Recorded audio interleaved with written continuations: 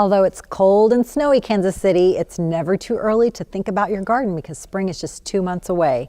Today we're talking about Gardeners Connects event, the garden symposium that happens on February 9th and 10th and is supported by the Neighborhood Tourist Development Fund.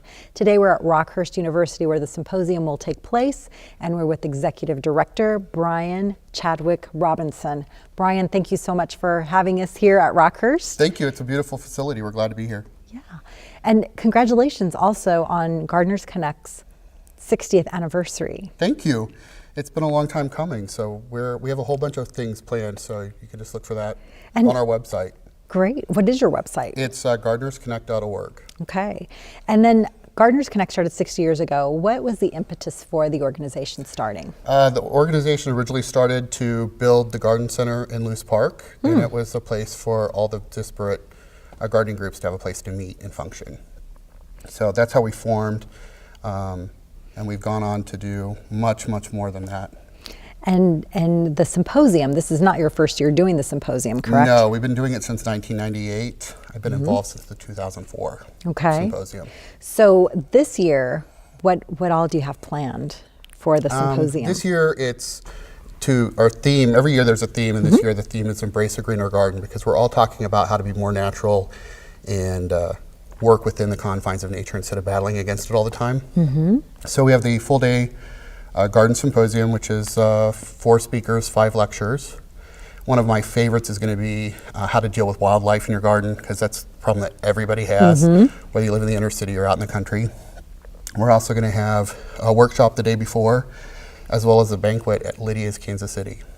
Great.